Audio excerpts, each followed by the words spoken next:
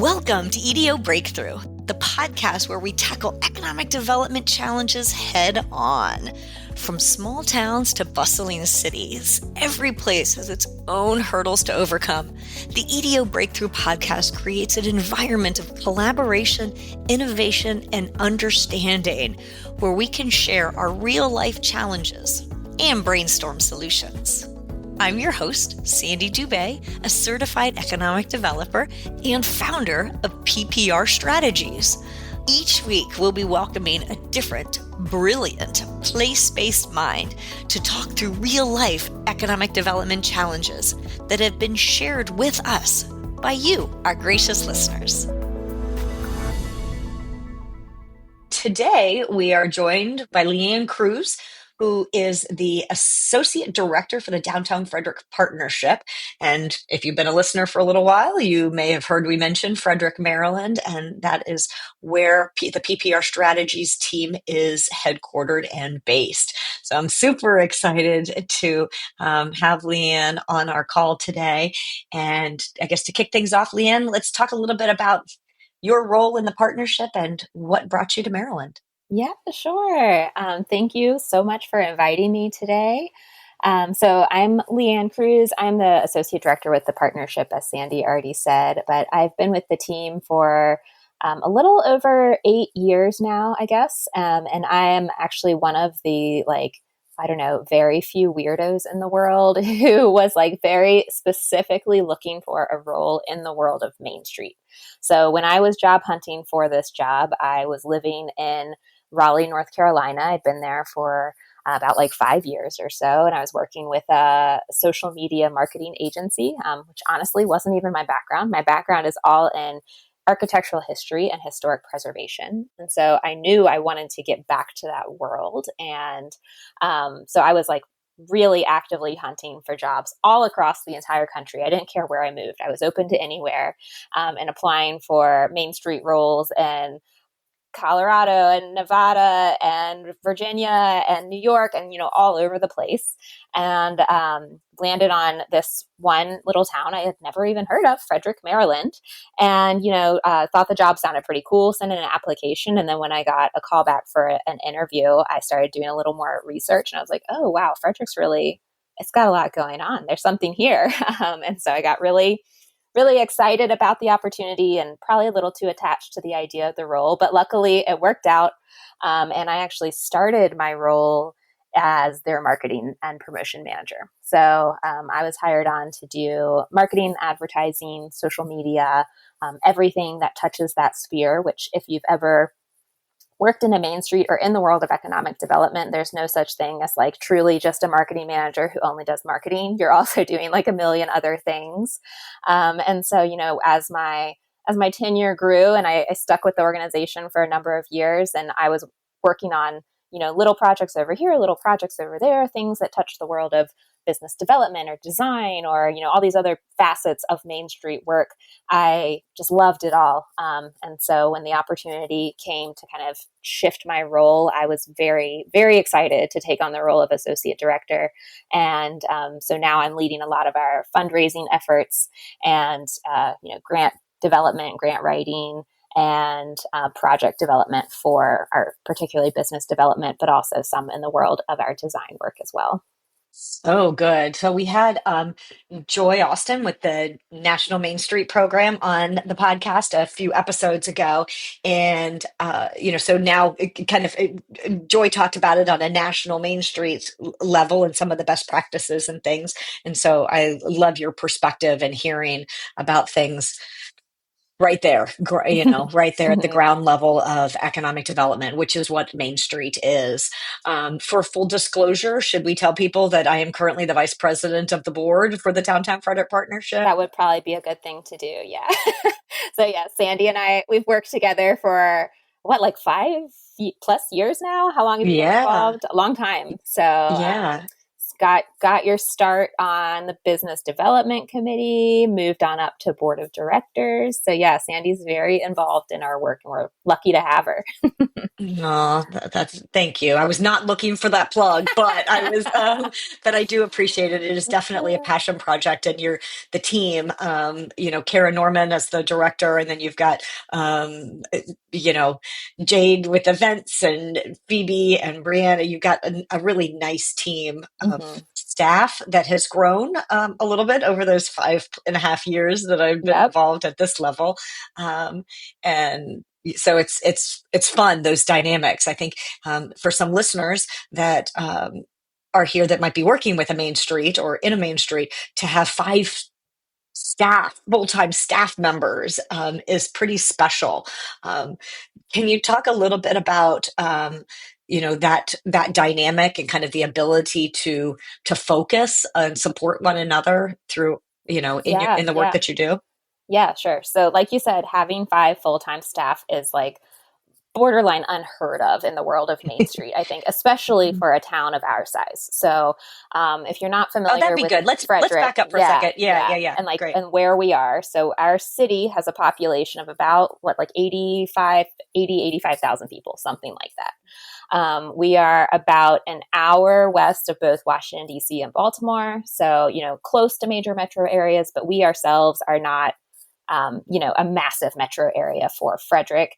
So Frederick is very much its own standalone city. We're the heart of Frederick County, and the city and the downtown area in particular has really, really grown and changed over the last, from what I hear, 20 years. I haven't lived here that whole time, but even in the 8 years that I have lived here, it has really grown and changed. So I I fully believe everything everybody tells me, and I mean, you can see the pictures of downtown not that long ago where half the storefronts were empty, or nobody stayed open past 5. There was nothing going on, and so it's been really exciting to see how much development and change and growth has happened here since I've been here. And Frederick's a cool little spot in the world, but we're not massive. So all that to say that to have the staff of 5 dedicated full-time employees, in addition to, we run an ambassador program that employs about 4 to 6 additional full-time staff members, depending on which season it is. And I can talk more about what that ambassador program looks like a little bit later. But to have all of these people dedicated to working in your downtown that's usually something you're going to see like in a city the size of honestly, like a New York City or DC, working on a specific neighborhood at a neighborhood level. And she would never say it about herself, but this is the moment where I have to give all the props to Kara, who's our executive director. So she's been with the organization for more than 20 years. And when she first started, it was a team of 1, and she had an operating budget that like barely covered her salary. And to have a team that today we're 5, and we actually just grew from a staff of 4 to 5 people. So we have been at 4 for, I know, probably like 10 years or something. We just grew to 5 about a month ago. So that's a very exciting change for us.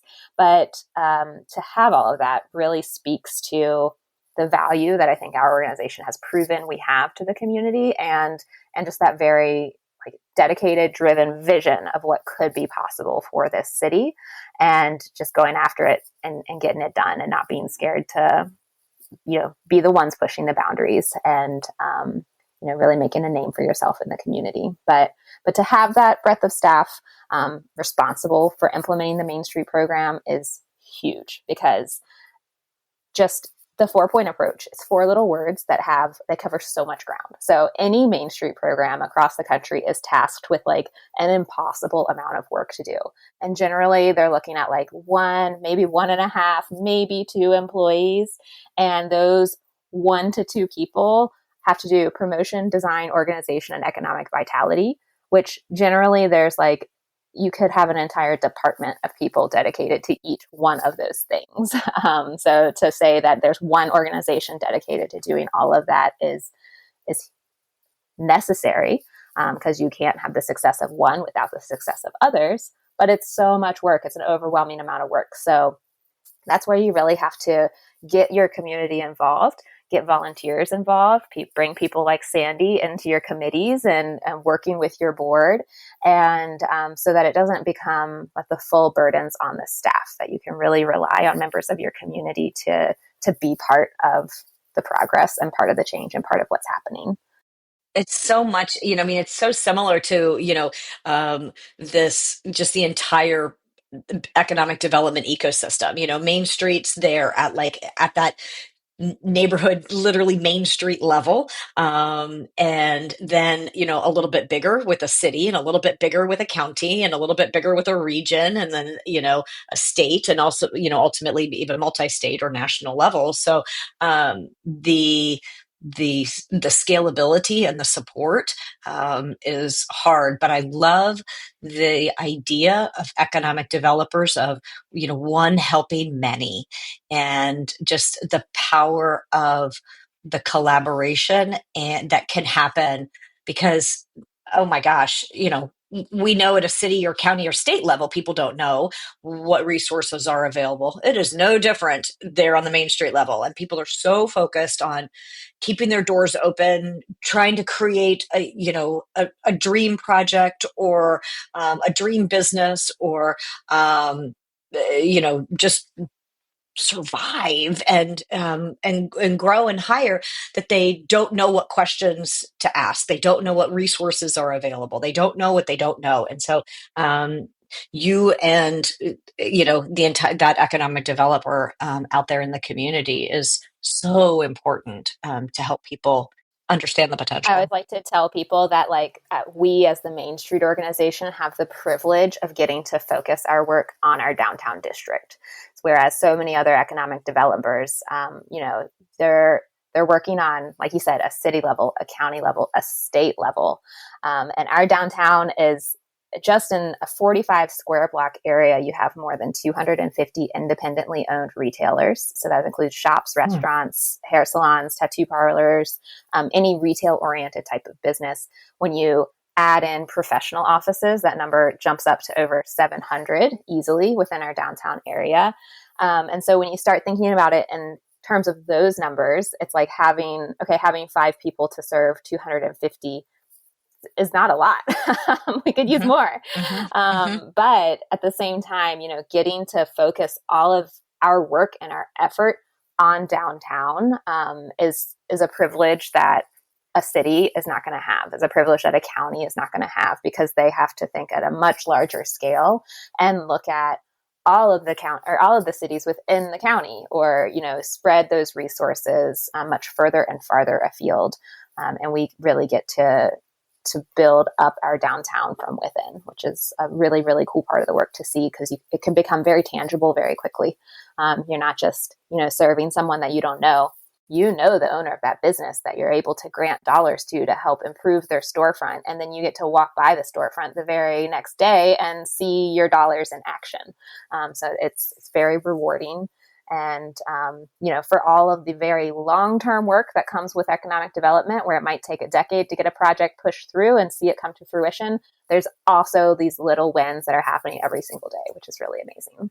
Yeah, and it really is kind of the blending of economic development and tourism. We're talking about business attraction and visitor attraction. So it definitely responsible for some events, as well as kind of the overall economic vitality Yeah, of that just a few. I community. think last time I counted, our team puts out like 64 events a year. So that's one events manager doing that. Supported by, again, these committees and teams of volunteers and the rest of our staff. But still, that's a big part of our role in the community, is putting on these fun activities for people to do and come out and love living here. And people say, oh my gosh, I love Frederick. Frederick's so great. Frederick's so great. And I hear it all the time. And I, just smile and say thank you. They say, oh my gosh, our community, we want to be just like Frederick. Well, it it it took a minute. It took a minute. Yeah. I mean, Frederick was not like this overnight. And so there are obviously like little projects that start to kind of chip away. Can you talk about some projects that either were really important and impactful for you or for the community, or that you're working on right now that you're really proud of? Yeah, for sure. And to your point about like that mindset of like chipping away, I feel like that's so accurate. So that's one of like the I don't know, little like taglines or like mantras that our team uses quite a bit is like the power of incremental change. So what's the saying? It's like perfection is the enemy of progress or something to that effect. I'm Mhm. terrible at remembering sayings, but I feel like that really applies to our role within the community. That like if you have an idea or you have a vision for a new grant program or want to start a business or whatever, um, it doesn't always have to be all or nothing. Like there can be so much benefit that comes out of doing a project at a tenth of the scale that you want to do it at, because that'll show its value. The community will buy in, and then it can continue to grow. So, some things that I think over time have had the biggest impact on downtown are coming through things like our facade grant program, our mission interior grant program. Those grant programs where we're giving real dollars back to businesses to invest in their spaces. And, when you look at the numbers on an annual basis, it's a really great amount of money, but it's not massive. It's not mind blowing. So, like our Mission Interior grant, which supports interior renovations for small businesses on our main street, it's the total program is $20,000 that we have available this year. And so we're talking about grants that max out at 5,000 for a business owner who's potentially putting in, maybe they're just doing a $5,000 project, but it could be a $75,000 project and we're one small piece of it. Or if it's a new business and they're renovating the whole building all at once, it could be an even bigger investment on their end. And so over time, those 4 to 6 grants that we're giving out each year all continue to build on one another. And all of a sudden, a decade goes by and you've given out grants to over 500 businesses. And you can see that like half of the storefronts in your downtown have been improved in some way, and half of the interiors have been improved in some way. And that investment and that benefit stays with the community. So, even as businesses come and go, what you're investing in the physical space and those capital improvements in your downtown stick around and they grow and they build on one another. So grants are a huge piece of it for sure. And then I feel like some of our other like things that are coming down the pipe that we don't have fully figured out yet, but that's okay. It doesn't have to be perfect yet. You just get an idea and you start running with it. But these are things I'm so excited to be bringing into the city. So, and they are all ideas that started like with our business development committee or with our design committee. So hopefully in the next year, we'll be launching a brand new retail incubator space, which is a first for our organization. We've never done anything like this. But that would give, small retailers kind of a foot up to get started without having the burden of a multi-year lease hanging over their head. So that's kind of our vision for that project. And hopefully that's coming online like in the next year. And then we also are, like I said, investing in downtown. So there are some very long-term plans that have been in the works for 10 plus years to redevelop our streetscape. And so, I think when you visit downtown Frederick 10 years from now, hopefully it will look a lot different from what it looks today. It's a beautiful historic downtown today, but it needs reinvestment. So we're looking at, improving some of the walkability of our sidewalks and, kind of reapproaching parking in a different way and just making some of those changes and improvements that'll help our downtown continue to be relevant and kind of grow with things as our area grows. Very cool. Yeah, I do love the incremental change, and I'm very excited about some of the programs that the team has been working on. Can you talk a little bit about the kind of this power of partnership? You've talked about board and volunteer, but what about some of the other organizations, funding partners, and otherwise that are helping to fuel and back so you guys can provide these services? Yeah, for sure. So nothing about what we're doing as a Main Street organization is happening in a vacuum at all. Frederick County is very fortunate that we have 5 designated Main Street communities just within our county. We have one affiliate working on its way to become a fully designated Main Street community. And then we operate within the network of Main Street, Maryland, which is housed under the the state's Department of Housing and Community Development. So we have really, really strong collaborative working relationships with everyone at our local level, city, county on up, and then at our state level as well, which then ties us into that national network of Main Street organizations across the country. So, it's about looking outside of yourself and outside of your own work to not only get ideas and see what other communities and other places are doing, but then to also figure out who your partners can be, because that power of collaboration is really, I think, what sets Frederick apart in terms of our local approach to economic development. So not only are our small businesses working together, like you'll see so many partnerships spring up between, a restaurant and a shop who have similar clientele and they want to do something together. So they have a collab event, and then, and it all started with just like a conversation on the street, and then boom, a collab event's on the calendar the next week. So our role is to kind of foster those partnerships at a very grassroots level so that our small businesses are able to work together and know one another to be able to like foster those relationships.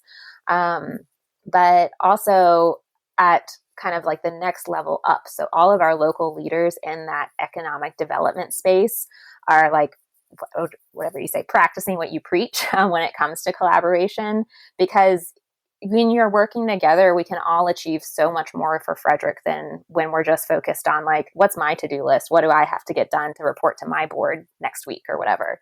So like our city, our county, our chamber, our tourism council, and the Downtown Partnership, the leaders of those organizations get together literally on a weekly basis. They started during the pandemic and have continued ever since then, meeting every single week just to update one another. It's like a staff meeting, basically. So it's like, what are you working on? What are your priorities? What are you stuck on? And those kind of just informal discussions are where some of the greatest partnerships and opportunity for collaboration are identified. All of these organizations have always been huge partners and supporters of our work, but really kind of like putting that in stone, putting it on the calendar and making sure that those conversations really happen is a huge part of keeping the relationships healthy and keeping them moving forward. I really appreciate that intentionality, because oftentimes it's not as great of a a working relationship with the other partners and players. And so, I go and meet with a business, and then 2 hours later, you go and meet with a business, and you're like, Right. "Wow, we really should have done that together, but we Yeah. didn't know." Yep. And even like, so not only does it make your, city look better if you're able to have a meeting together, but it just makes it such a better experience for the business owner. So, when they're starting up, they've got a billion other things to do. They don't need an hour-long meeting with our Department of Economic Development and then another hour-long meeting with us. So it's, Yep. it's just about identifying those little moments where you can make everybody's life a little bit easier. And all you have to do is send an email to one another and say, hey, would you like to join this meeting we're going to have next week? And then all of a sudden you're presenting this very like united front and showing how well you all work together and how you're both there to support the business, which is what your role is, overall. Yeah, well, and then, after a little while, you get to be like real partners. So I might not know everything that you guys are doing. I might just know my programs, but pretty soon I could probably talk dangerously enough about your programs and at Right. least know when it's a good referral that Yeah. somebody, should contact your office. That's awesome. Yeah. Yeah. Um, Yeah. so you talked a little bit about uh, obviously Karen, her duration as the director of the partnership, but this is a big milestone year. 2025 is a big milestone year for the Downtown Frederick Partnership. 35th Yeah. anniversary, right? 35th Uh, anniversary year. I love it. And love to hear how it has evolved, how the organization or how Frederick, how downtown has evolved over those last 35 years. Yeah. Yeah. A lot, I'd say. But yeah, I spoke a little bit about kind of the growth and evolution of our organization, starting with one person and growing to a team of five, plus operating an ambassador program. But really, it is about just this continued investment from our city and our state. 35 years ago, so one of the major attractions through our downtown area is Carroll Creek Park. I don't even know how many people walk it every year. A million, maybe. Like seriously, probably more. 2 million people visit Frederick County in a year, and downtown Frederick's among the top destinations within the counties. And then Carroll Creek Park is among the top destinations within downtown. So it has to be one of the most visited spots in the entire county. And it all started as a flood control project. So, today it's lined with mixed use development, retail, restaurant, residences, and it kind of lets you out into this massive green space park on the west side of our downtown. So, I think the true development and the downtown Frederick that exists today is with thanks to the investment that the city made for that flood development project at the time that it was needed. Because the other option would have been to say, this creek floods all the time. Let's cut off downtown and just let that area flood, let it keep going, and we'll divert our focus to other, retail corridors throughout the city, send people out to the malls, what have you. But instead, there was this very intentional, again, that idea of intentionality, very intentional shift to focus effort into downtown and invest here. To keep our businesses alive, keep our buildings here so that businesses could occupy them. And today we have this really, really thriving, beautiful, fabulous Main Street district, but none of it would have been possible without that decision decades and decades ago. So the evolution has just continued from there, taking on everything from like how to establish kind of a retail standard for the downtown. You need a downtown that has more going on past 5 o'clock. Like the office workers and professionals that work here, a traditional like 9 to 5 time frame, are fantastic. But then, as we saw during the pandemic, that's also not a guarantee. Now, half the people are working from home all the time, and so our lunchtime population is hurting. So there's once you figure out the answer to one problem, something else will always pop its head up.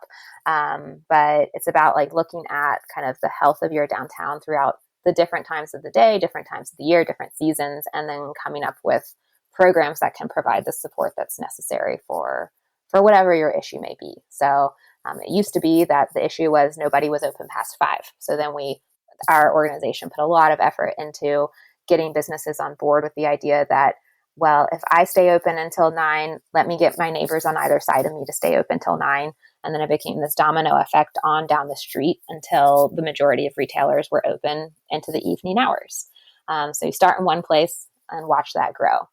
Now the issue's kind of flipped on its head, and it's like, okay, well, what do we do post-pandemic with this lack of office workers, and how do we support our restaurants through lunch and our retailers through weekday slumps?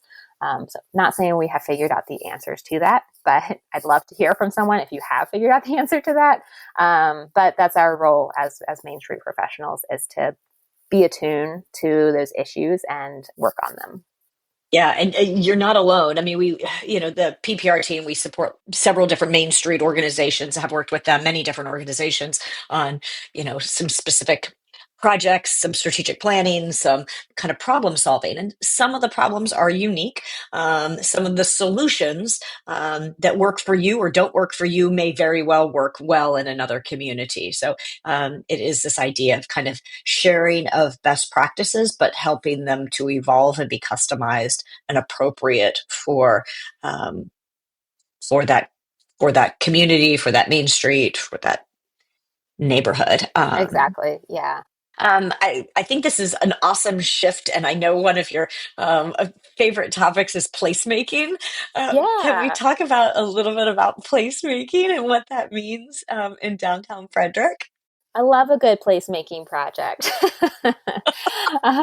So for anyone who may not have encountered placemaking in your life yet, I am going to do a terrible job of providing a definition for it, but my interpretation of it is the idea that you can take any space and turn it into a place. So, it can be it's just something that's been overlooked, an alleyway that nobody ever walks down, or you only use as a shortcut to get to the other side of the block, and only the people who live on that block know about it.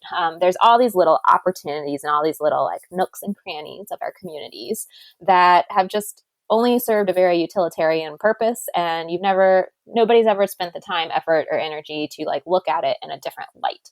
And so it's, the solution to address that space is going to be totally different. So there's no one thing or one project that you can look at and say like, that's placemaking. But it's something that exists in between this world of like public art, architectural design, engineering, urban planning. It kind of touches on all these things and just comes up with a creative solution to a problem that only exists in that space. And turning it into, instead of just being like a wall, becoming a gathering place, or giving it some higher and better purpose and use in your community. So the partnership's taken on a lot of different placemaking efforts over the years.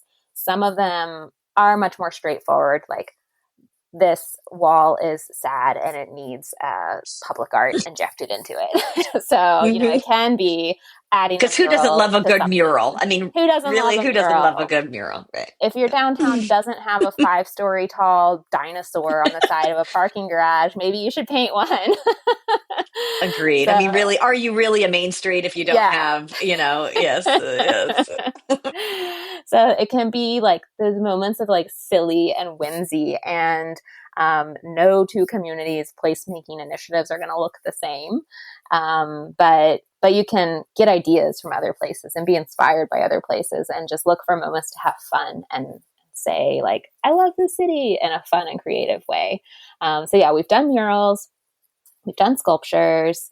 They're fabulous and all serve a greater purpose beyond just like being paint on a building or being metal in a park. The sculpture is also wayfinding signage, because we realized Carroll Creek Park, for all of it, the thousands of people that visit it, it did not actually have a sign that said, you're in Carroll Creek Park now. And so when our businesses, and again, this just all comes back to the idea of like keeping these open lines of communication and working with your businesses.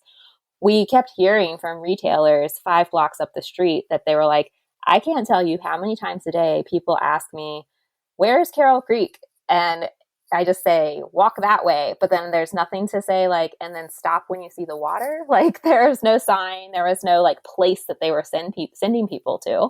And so we stepped in and said, this is something we could fix. And, so then we put out a call for artists to design a sculptural element that incorporated a big old sign that says Carroll Creek Park. And now it's there as kind of like the gateway to that space. So it can be things like that. It can also be really fun and silly. One of my personal favorites is Disco Garage, which is... I was hoping that's what was going to be your favorite. Good. So it is literally just a stairwell in a parking garage. Nothing exciting about it. But it is a pretty fabulous stairwell in that it's like 4 stories tall, and there's a continuous open air volume of space down the middle of the stairwell. And it's like a semi-indoor outdoor space. So it's outdoor stairwell because you're in a parking garage, but then it's all walled in and glassed in. So there's this window that spans the entire height of the stairwell. And that's all you saw. It's pretty visible from our main street, which is Market Street. But all you're looking at is just a parking garage with a window. Oh, fun. How cool. And literally, it's just myself and Kara. We're walking by it one day looking for inspiration of placemaking projects that we could take on. And I said, what if we hang some disco balls in that parking garage? And now we have a set of like 5 40-inch wide disco balls going down the middle of that stairwell with all lit up in multicolor lighting. And it's just like the most fun thing. And it didn't even cost that much money. All you have to do is find a partner willing to, hang some disco balls 400 feet in the air.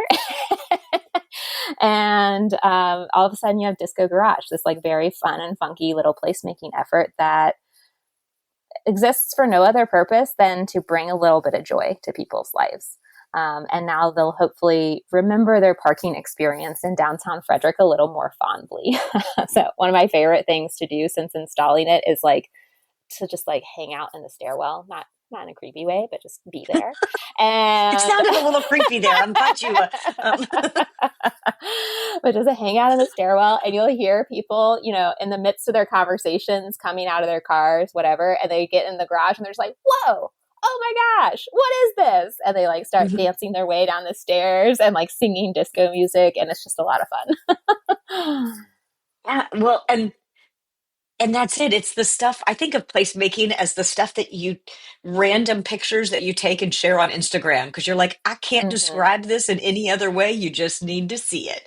Yeah, So yeah. I will include some links in the show notes to some pictures of, I think we've got some on the Downtown Frederick Partnership website, right? Yep. There. Okay. That's part of our, we call there's several different installations in that similar vein that we call the Downtown Light Walk. So yeah, some of them are more traditional, like a holiday tree, beautiful, fabulous. But we have these different lighting installations all throughout our downtown. So awesome. You mentioned the ambassador program, and I feel like that's a pretty specific thing that, again, the kind of the partnership has worked up to being able to have these ambassadors. Talk to us a little bit about that program and how it supports the organization and the community. Yeah, so among all of our efforts and all of our initiatives, the ambassador program is on the newer side of things. So that we just got started in 2021. So it's just a few years old. And we contracted out with, currently we work with a company, Block by Block, who implements these ambassador programs throughout the region, or throughout the country, really.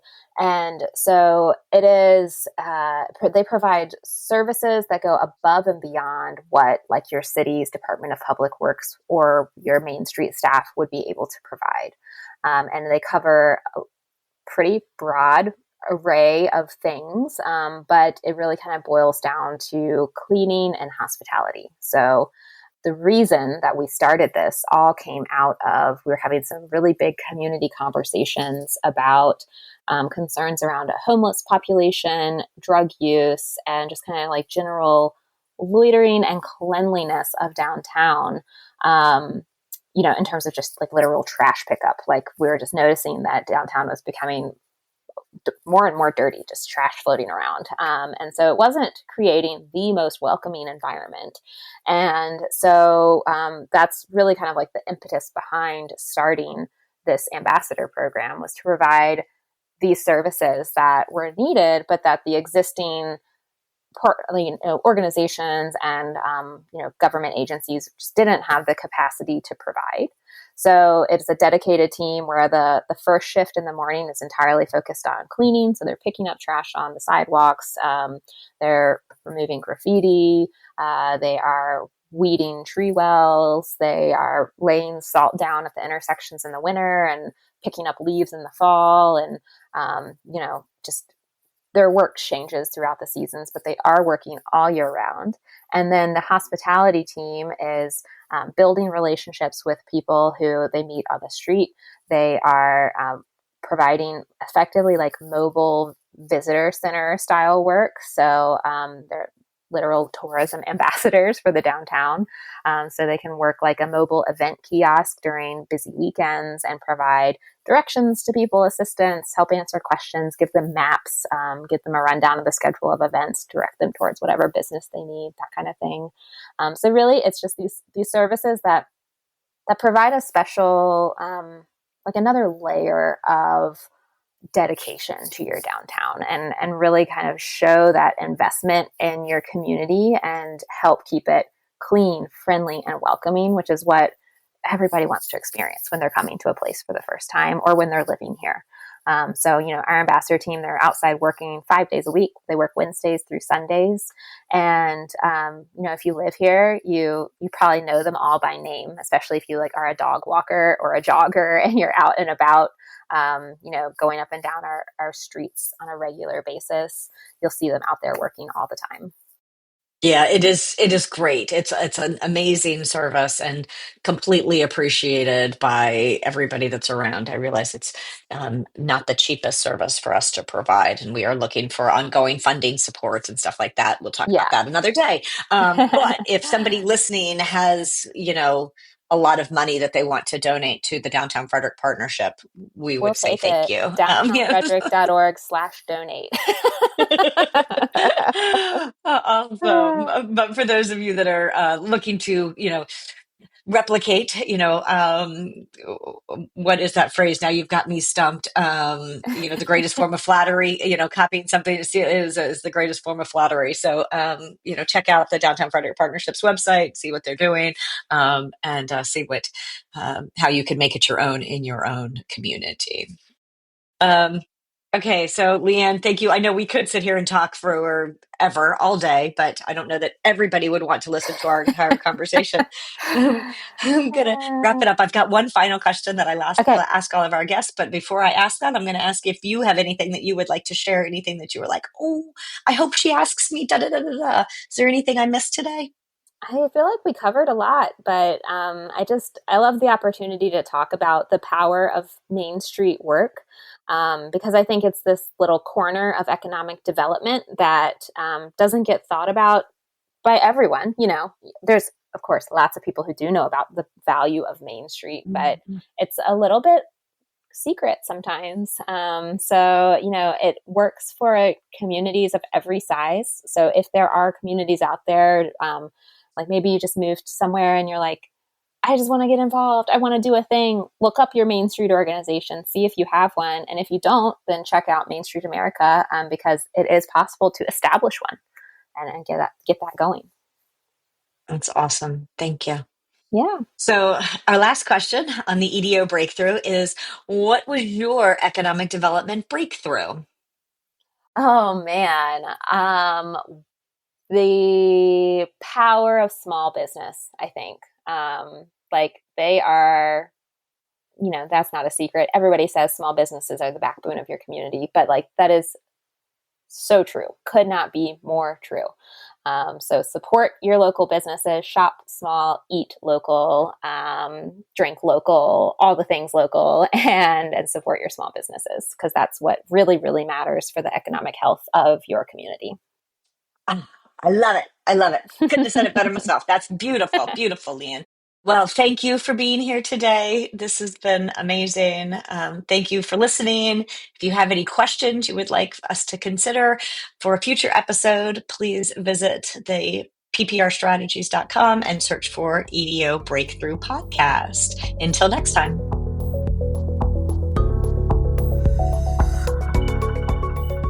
The EDO Breakthrough Podcast is brought to you by PPR Strategies. PPR Strategies, standing for People and Places Reimagined, is a strategic consulting firm working specifically with EDOs and other place-based organizations. We share the unique stories of communities through communication, strategic planning, marketing, media relations, and more. Visit us at pprstrategies.com and find our contact information in the show notes. I'd like to give a big thank you to you for listening. Remember, together we are unstoppable.